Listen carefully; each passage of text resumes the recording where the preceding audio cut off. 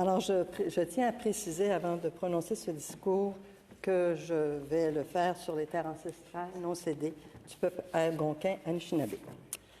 Alors, collègues, la transition en vue de la carboneutralité de notre économie est urgente pour la planète.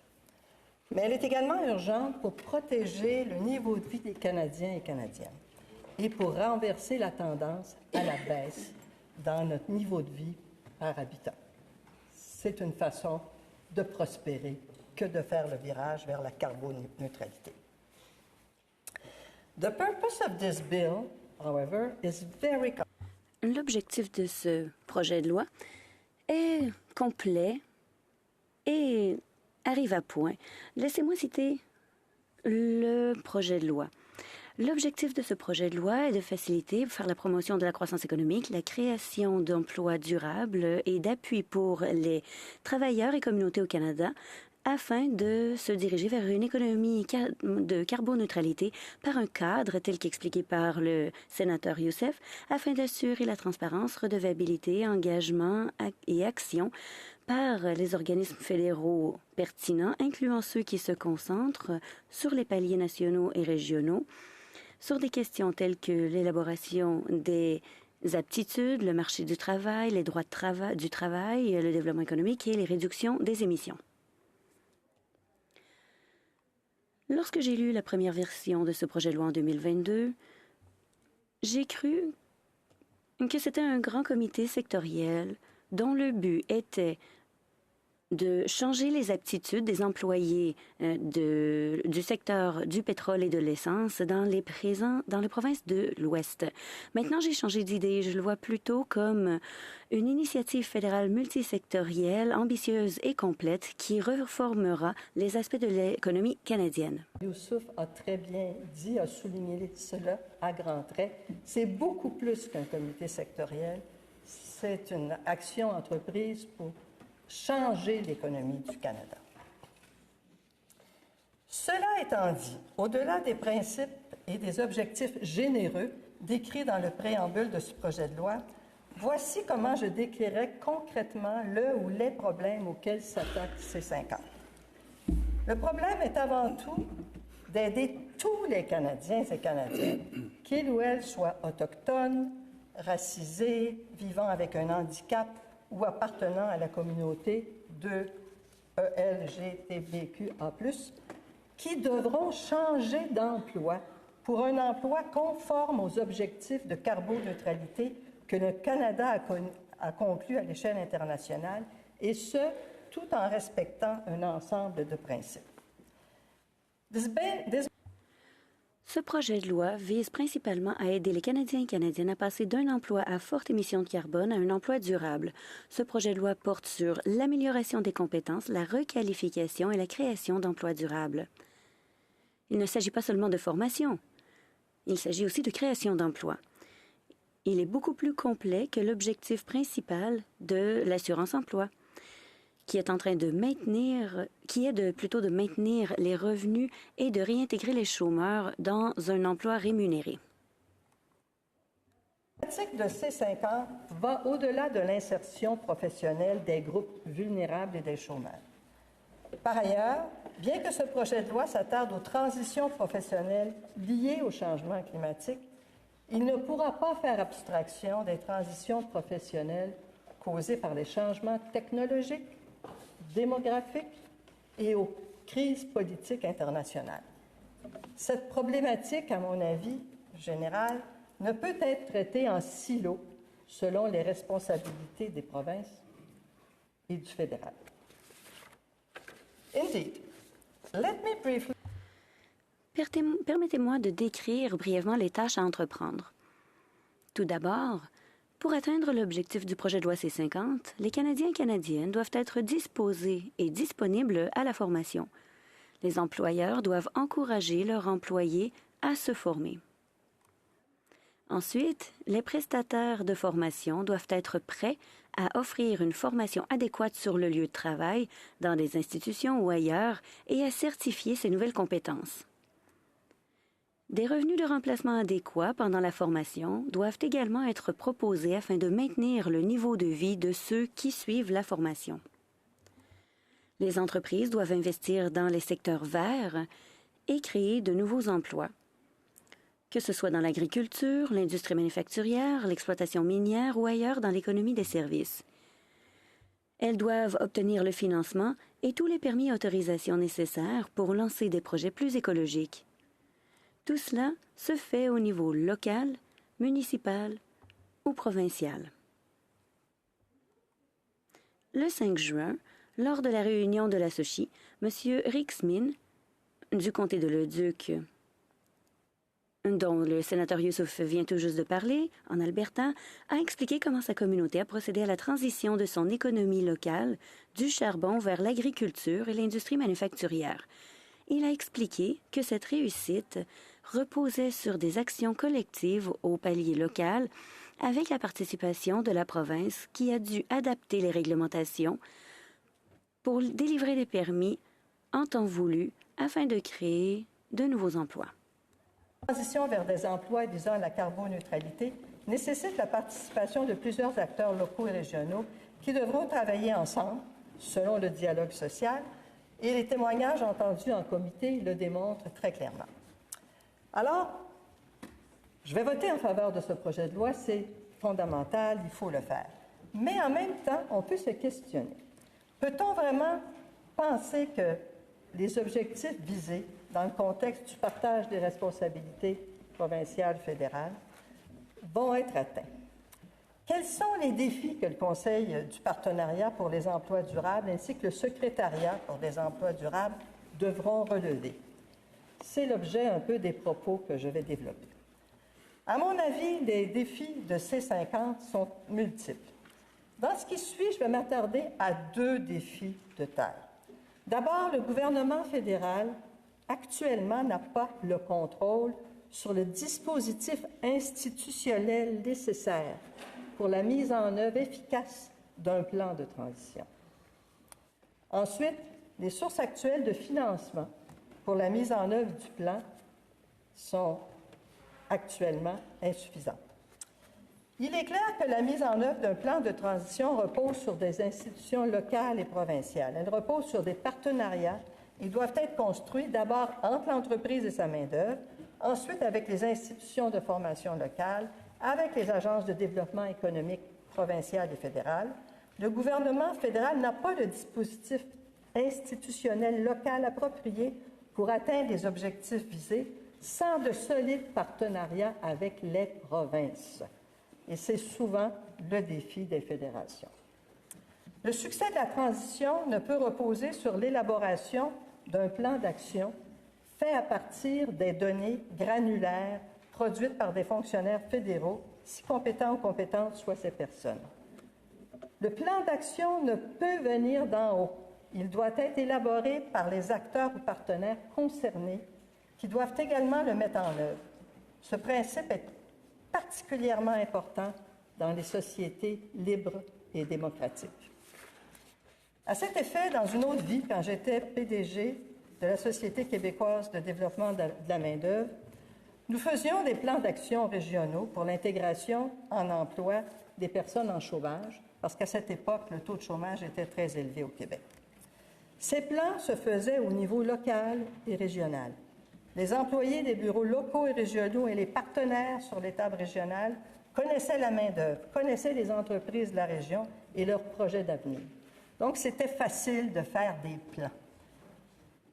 Penser global, mais agir local. C'était notre motto et c'est ça qui fonctionnait. On n'avait comme pas le choix. C'est sur le terrain que tout se passe.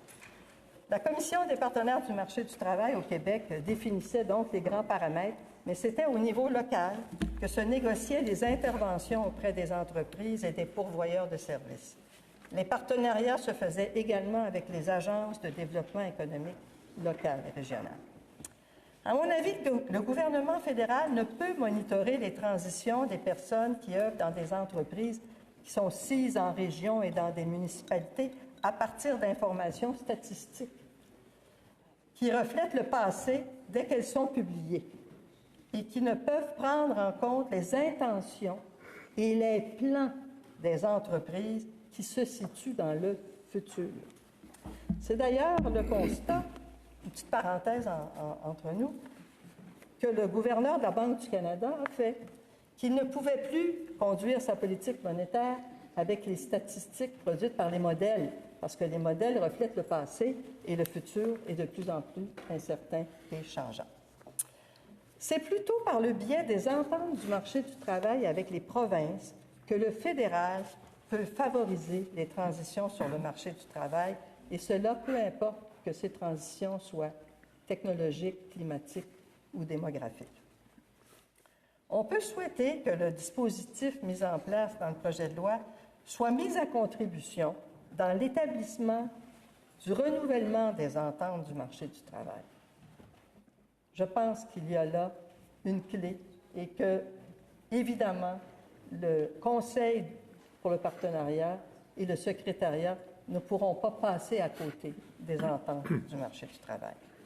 C'est pour cette raison que j'ai suggéré en deuxième lecture que les commissaires de l'assurance-emploi soient invités à participer au moins à titre observateur parce que ce sont eux qui monitorent les ententes du marché du travail. C'est vraiment leur rôle de suivre le financement des ententes locales avec chacune des provinces. Je voudrais passer maintenant au problème financier. Le défi financier de transitionner l'économie canadienne est majeur. Ce n'est pas un défi anodin, c'est un défi financier majeur. Alors, on peut se demander d'où vient l'argent, où va venir l'argent pour le financement de C50. Il y a eu un petit budget qui a été émis dans le budget de la ministre des Finances, qui était autour de 99 millions, mais ce budget, on peut être certain que ça ne pourra pas couvrir les frais de la transition. Il va falloir s'assurer d'un budget. Ce que le gouvernement dit à ceux et à celles qui leur posent les questions, comment allez-vous financer? C50 va être financé par la partie 2 de l'assurance-emploi et par les revenus généraux qui sont aussi ciblés pour les groupes vulnérables. Donc, tout ça va être mis à contribution dans le but de faire une transition importante. Mais le problème, et j'y reviens, c'est que les principaux bénéficiaires de l'assurance-emploi, peu importe partie 1 ou partie 2, ce sont généralement les gens qui ont cotisé et qui ont perdu leur emploi. Ce ne sont pas des personnes en emploi à des secteurs à forte émission de gaz à effet de serre et menacés de perdre leur emploi. L'assurance-emploi aide les personnes en emploi seulement de manière exceptionnelle. Par ailleurs, le revenu maximum de remplacement est de 668 $ par semaine en 2024. Ça, c'est le maximum. La moyenne, c'est la moitié. Alors, on est loin des salaires payés dans plusieurs secteurs qui émettent des gaz à effet de serre et dont il faudra transitionner. Donc, il y a beaucoup de points à soulever et la réforme de l'assurance-emploi va devenir urgente si on veut transitionner notre économie vers une économie plus verte. D'ailleurs, plusieurs participants à la 5e table ronde emploi-compétences convoquée par les commissaires de l'assurance-emploi et qui a eu lieu le 3 juin dernier ont plaidé pour la nécessité de réformer l'assurance-emploi afin que cet important programme reflète mieux les défis du jour associés aux transitions professionnelles, qu'elles soient de crise climatique, technologique ou démographique. Mais actuellement, c'est principalement la partie 2 de l'assurance-emploi qui a été mise en place en 1994 dans le but de financer les mesures de formation et les mesures d'intégration de la main-d'œuvre qui est utilisée pour faire tout le travail. Et la loi de l'assurance-emploi, chers collègues, prévoit que les sommes destinées aux transitions peuvent atteindre jusqu'à 0,8 % de la masse salariale dans le produit intérieur brut, mais elle ne l'a jamais atteint. Et les fonds de l'assurance-emploi ont peu augmenté depuis 1994. Ils ont augmenté un peu, mais peu. Et ils ont augmenté en 2017, quand le fédéral a ajouté, toujours avec l'assurance-emploi, un 625 millions pour une entente de 6 ans que désormais ils ne veulent plus renouveler. Donc, les fonds actuellement prévus pour ça qui proviennent de l'assurance-emploi totalisent 2,3 milliards, moins 625 millions qui vont être retirés. Et il y a d'autres sommes qui viennent des revenus généraux, qui sont d'environ à peu près 600 millions. Donc, tout ça, c'est peu par rapport aux défis que l'on connaît et qui ont été également soulignés à grands traits par l'OCDE. À titre d'exemple, on a fait un sondage dans mon bureau, un sondage qui a été réalisé par Nanos pour voir un peu les perceptions des Canadiens et Canadiennes par rapport à leurs besoins de formation et par rapport à leur avenir. Alors, dans ce sondage que l'on a fait en 2019 et en 2020, on a des résultats comparables avant la pandémie et après la pandémie, et des résultats qui concourent qui convergent vers les résultats de l'OCDE qui ont été publiés avant la pandémie pour l'ensemble des pays industrialisés et pour le Canada. Alors, pour vous donner... dans notre sondage qu'on a envoyé aux Canadiens en décembre 2023, 20% des répondants qui avaient un emploi pensent qu'il est plutôt probable, moi je fais mal, qu'il est probable ou plutôt probable que les changements technologiques et climatiques menacent leur emploi. Donc, 20% des Canadiens pensent que les changements climatiques, technologiques ou autres menacent leur emploi. Cela représente 4 millions de Canadiens. 4 millions de Canadiens qui pensent ça. Et ces données concourent avec les chiffres qui étaient peut-être un peu plus bas pour l'OCDE, qui sont autour de 17%. Et 37% des Canadiens qui ont répondu et qui ont un emploi pensent qu'il est probable, ou plutôt probable, que les changements technologiques et climatiques affecteront leurs tâches de travail et qu'ils auront besoin de se former. Ça représente 8 millions de Canadiens. Et les jeunes y répondent avec encore un plus fort pourcentage. Et ils sortent de l'école. Alors, le besoin de formation au Canada est fondamental et la transition pour les industries à fort qui émettent des gaz à effet de serre va dans le même sens. Alors, on a un effort de formation qui est majeur. Alors, les ententes de main-d'œuvre qui actuellement sont signées avec le fédéral et les provinces, ce sont elles qui financent ces programmes-là. Elles sont à durée déterminée, et elles diffèrent d'une province à l'autre, mais elles associent les partenaires du marché du travail généralement. Bref, aujourd'hui, l'assurance-emploi doit être réformée afin de mieux assurer le financement des transitions sur le marché du travail et permettre le financement de la formation aux personnes à risque de perdre leur emploi. Cette pratique doit devenir la norme et non l'exception, comme c'est le cas actuellement. Alors, il faut adopter ces 5 ans. C'est un objectif majeur, c'est une tâche à effectuer, mais il faut être conscient que ce projet de loi ne répond pas à toutes les questions et que les ententes avec les provinces et que les provinces seront incontournables dans ce travail. Avant de conclure, j'aimerais aussi ajouter quelques commentaires touchant les Premières Nations. Le comité Sochi a entendu les chefs provenant des Premières Nations qui ne veulent pas que leur communauté soit considérée comme l'un des groupes cibles et vulnérables. Et à cet effet, le chef Freddie Huppé Campbell a été on ne peut plus clair. Alors, collègues, faut pas oublier que les personnes issues des Premières Nations habitent le territoire depuis des temps immémoriaux et on leur doit respect. La crise climatique a des impacts sur le développement économique et social pensé par et pour les Premières Nations. Leur présence au Conseil du partenariat est certainement indispensable. Toutefois, le gouvernement fédéral devrait conclure avec elles des accords bilatéraux de délégation de pouvoir qui soient bienveillantes et qui visent des objectifs de résultats conçus avec eux dans des ententes bilatérales. En conclusion, le projet de loi propose des intentions louables et nécessaires pour la survie de la planète et du Canada. Je partage ces objectifs. Je vais voter en faveur de ce projet de loi.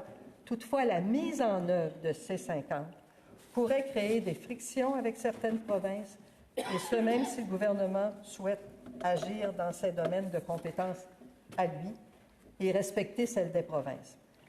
Le problème, c'est qu'il peut difficilement agir en silo. Et s'il souhaite vraiment mettre la priorité des priorités sur la prospérité économique et le mieux-être de tous les Canadiens et Canadiennes, à mon avis, le gouvernement fédéral doit miser sur la coopération et le dialogue social avec les acteurs économiques, certes, comme le propose le projet de loi C50, mais il ne doit pas oublier les provinces. Il en va de l'intérêt supérieur du Canada. Merci, Miigwech. Thank you.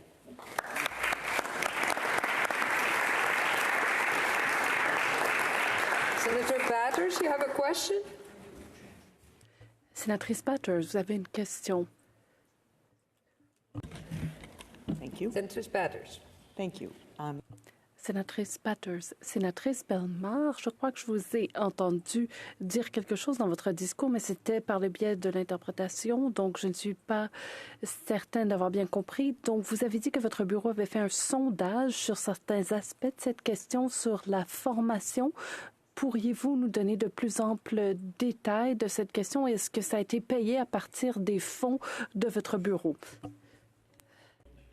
This survey was done in Ce sondage a été effectué en décembre 2023